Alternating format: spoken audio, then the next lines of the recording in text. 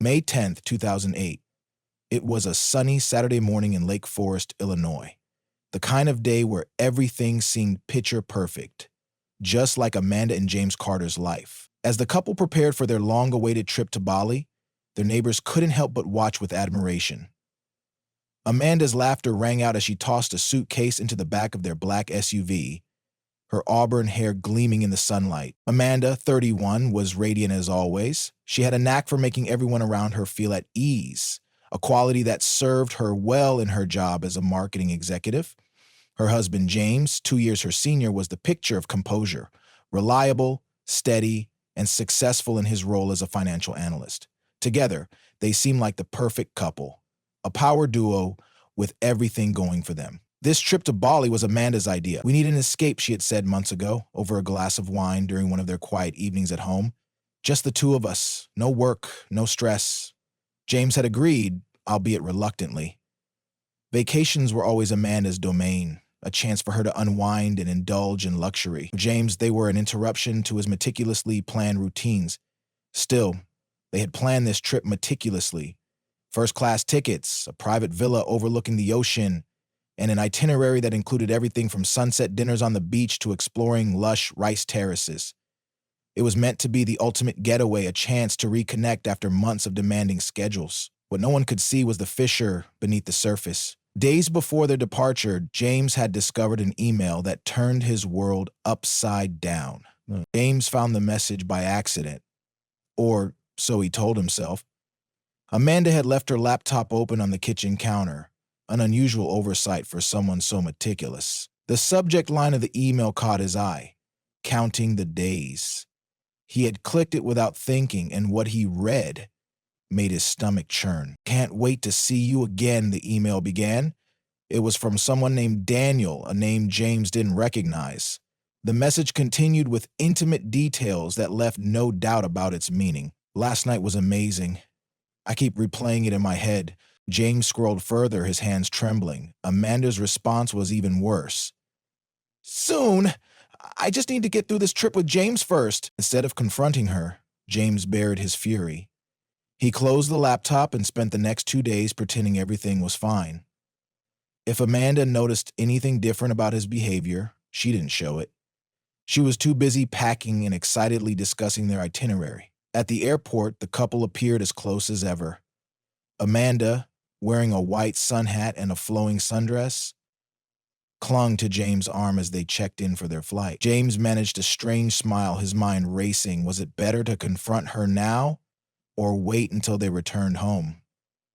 The trip suddenly felt like a cruel joke. A 2-week escape with a woman he no longer trusted. Their flight to Bali was long and uneventful, giving James plenty of time to stew in his thoughts. He replayed every moment of their relationship, searching for signs he might have missed. Amanda, meanwhile, dozed off against his shoulder, blissfully unaware of the storm brewing beside her. As their plane touched down in Bali, James forced himself to focus on the days ahead. If Amanda wanted to pretend everything was fine, he would play along. For now, the day before their departure, James Carter sat alone in his home office. The room, filled with dark mahogany furniture and neatly arranged files, had always been his retreat from the world. That evening, it became a prison of his own thoughts. The emails he had uncovered from Amanda's laptop replayed in his mind like a relentless loop. Every affectionate glance, every shared laugh, they all felt like lies. James wasn't just hurt, he was humiliated. Amanda had always been the social one, the center of attention at every party, while James was content to play the supportive husband. But now he saw her charm in a different light. Was it all a facade? Had her flirtations been more than harmless all along? The name Daniel gnawed at him. James didn't know who Daniel was, but the emails painted a vivid picture. They spoke of secret rendezvous, late-night phone calls, and promises of a future James wasn't a part of. Amanda's betrayal wasn't just physical. It was emotional.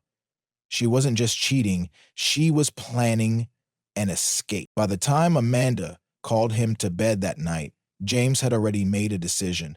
He wouldn't confront her yet. He needed time to think, to plan.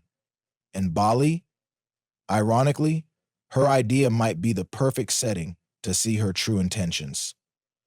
The tension began to simmer the moment they arrived in Bali. The couple was greeted at the airport by a driver holding a sign with their names.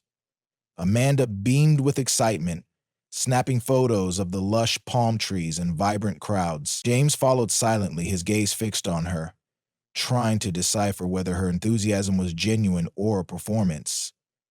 Their villa was breathtaking, a secluded paradise with an infinity pool overlooking the ocean. Amanda twirled in the open-air living room, her sundress catching the breeze. "Isn't this amazing, James?" she asked, her smile wide. James forced a nod, swallowing the bitter taste in his mouth. The first few days followed the itinerary Amanda had carefully planned. They lounged on pristine beaches, explored vibrant markets, and dined under the stars. Amanda seemed to bask in the beauty of their surroundings, oblivious to the storm brewing inside her husband. But James noticed the little things. How Amanda checked her phone more often than usual. How she stepped away to take calls, her voice hushed but urgent. One evening, while she was showering, James seized the opportunity to go through her phone. He found nothing incriminating, no messages, no calls from Daniel, but that only deepened his suspicion. Amanda was careful. Perhaps more careful than he had anticipated. The facade began to crack on the fourth night. They were dining at a candlelit beachfront restaurant, the waves lapping softly against the shore. Amanda, dressed in a striking red dress, was animated as she recounted their day's adventures. James barely touched his food, his mind consumed by the words she had exchanged with Daniel. "Are you okay?" Amanda finally asked, her brows furrowing. James set down his fork and looked at her, his expression unreadable. She asked. Its life transformed in front of him. James set down his fork and looked at her, his expression unreadable. "Been thinking," he said slowly. "How well do we really know each other?" Amanda laughed nervously. "What kind of question is that? We've been married for 6 years." James leaned in, his voice low. "Have you ever kept something from me? Something important?" The color drained from Amanda's face for a split second before she recovered. "Of course not, James," she said, her tone forced. "Why would you ask that?" James didn't respond. Instead, he leaned back in his chair, watching her squirm. The rest of the meal passed in uneasy silence. Later that night, back at the villa, Amanda tried to bridge the gap. She wrapped her arms around James as they stood on the balcony, the ocean stretching endlessly before them. "Let's not fight," she whispered. "This trip is supposed to bring us closer." James nodded but said nothing. His mind was already elsewhere. He didn't know how or when, but he was certain of one thing. Amanda's betrayal would not go unanswered. The beauty of Bali was undeniable. Everywhere they went, Amanda seemed to glow, her auburn hair catching the sunlight as she wandered through bustling markets and serene temples. Tourists snapped photos, children laughed, and life moved on around them. Yet, for James, every moment felt like a ticking clock, counting down to something inevitable. By the fifth day, the cracks in their relationship had grown into chasms. Amanda was as cheerful as ever, snapping pictures of the rice terraces and posting them on social media. James, however, saw her joy as hollow. Each smile she offered felt like a dagger, each laugh a reminder of her betrayal. One afternoon, while Amanda was napping, James left the villa and walked to a nearby bar. The heat of the day was oppressive, but he welcomed the suffocation. It matched the weight on his chest. He ordered a drink and found himself staring at the ocean, the sound of waves doing little to calm his restless thoughts. "Rough day?" The bartender's voice startled him. James looked up to find a man in his late 40s, his weathered face friendly yet perceptive. "Something like that," James replied. "Sometimes it helps to talk," the man offered, cleaning a glass. "How do you say?" James hesitated before responding. Ever feel like the person you trust most in the world is a stranger? The bartender gave him a long look. Trust is fragile, my friend. Once it's broken, it's hard to put back together. That evening, Amanda suggested a quiet night in. We've been going nonstop, she said, setting the table on their villa's balcony. Let's just enjoy this place. James watched her carefully as she poured wine, her movements graceful and deliberate. She had always been this way, perfectly composed, even when things were falling apart. As they sat down to eat, Amanda raised her glass. To us, she said, her eyes glinting in the candlelight. James hesitated, but clinked his glass against hers. To us, he echoed, though the words felt like ash in his mouth. The dinner was quiet at first, but as the wine flowed, Amanda began to open up. She talked about her dreams of starting her own marketing agency, her excitement about the future. James listened, nodding in the right places, but his mind was elsewhere. Finally, he couldn't hold back. What about us, Amanda? He asked abruptly. Amanda looked startled. What do you mean? I mean, James said slowly. Are we happy? Are you happy? Amanda set down her glass, her expression cautious. Of course I'm happy, James. Aren't you? James leaned forward, his voice low. Sometimes I wonder if you're happy with me or just with the idea of us. Amanda's face paled slightly, but she quickly recovered. James, what's going on? You've been acting strange since we got here. James didn't respond immediately. He stared at her, searching her face for a crack in the facade. When none appeared, he leaned back and forced a smile. Maybe I just need another drink. Amanda looked relieved as he stood and walked inside to pour himself another glass of wine, but behind his back, James clenched his fist tightly. He couldn't keep playing this game for much longer. That night, Amanda fell asleep quickly, the effects of the wine lulling her into a deep slumber. James, however, lay awake, his thoughts a chaotic swirl. He walked to the balcony and stared at the ocean, the moonlight reflecting off the waves. He thought about the life they had built together, their wedding, the home they had purchased, the dreams they once shared, and then he thought about Daniel. The name burned in his mind like a brand. What did Daniel have that he didn't? What had Amanda seen in him that she couldn't find in her husband? A dark thought crept into James's mind, one he tried to push away but couldn't. Was this betrayal something he could forgive? Or would it consume him? By morning, James had made his decision. Amanda's betrayal was unforgivable. She had lied to him, deceived him, and made a mockery of their marriage. As they ate breakfast together, Amanda chatted about their plans for the day, blissfully unaware of the storm brewing behind James's calm demeanor. For Amanda, Bali was a paradise. For James, it had become a prison. And soon, it would become a prison. And soon, it would become a prison.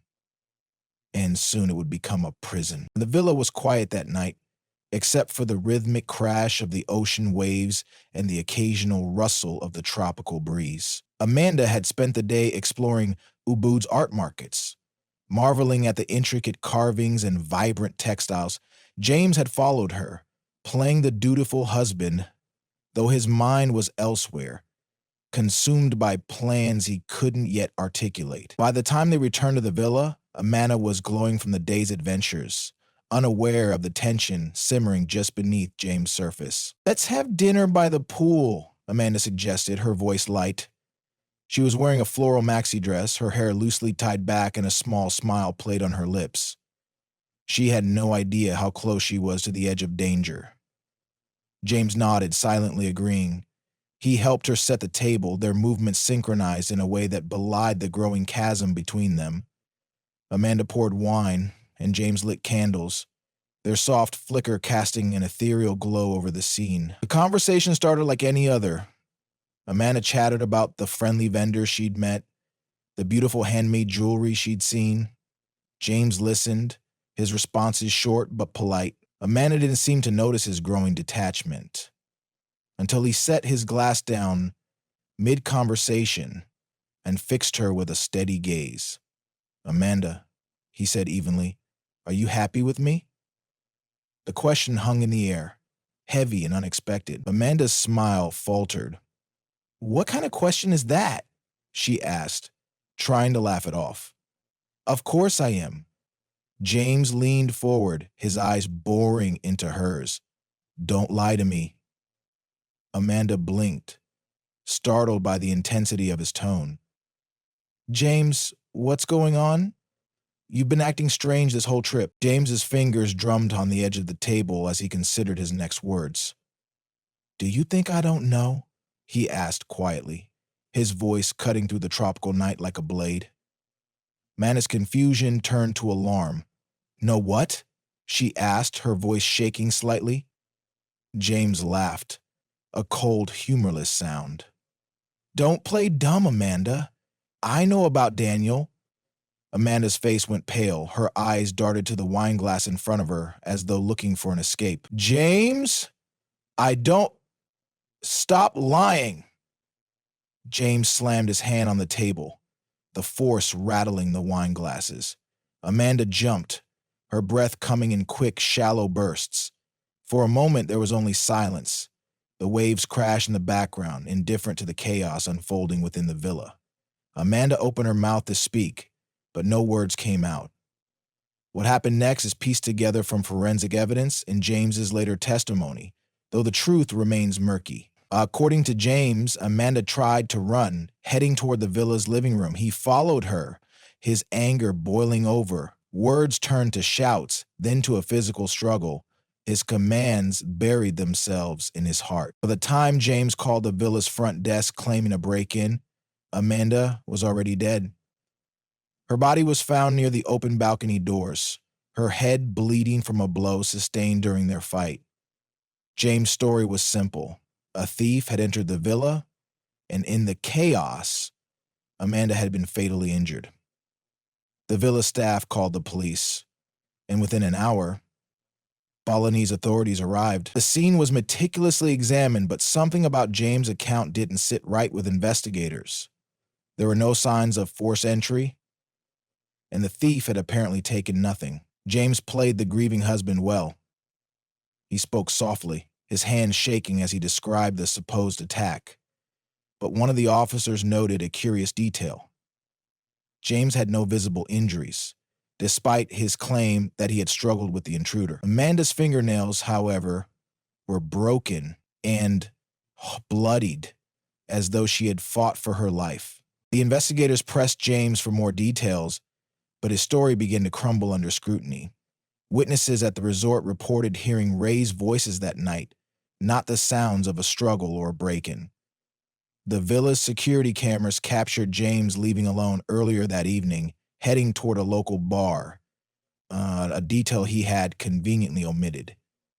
Within days, the Balinese authorities ruled out the possibility of a robbery and demanded that the village let someone know that they were present on the night of the robbery. The case shifted focus, and James found himself at the center of the investigation. James Carter sat in a cold, stark interrogation room at the Denpasar police station, his hands clasped tightly together.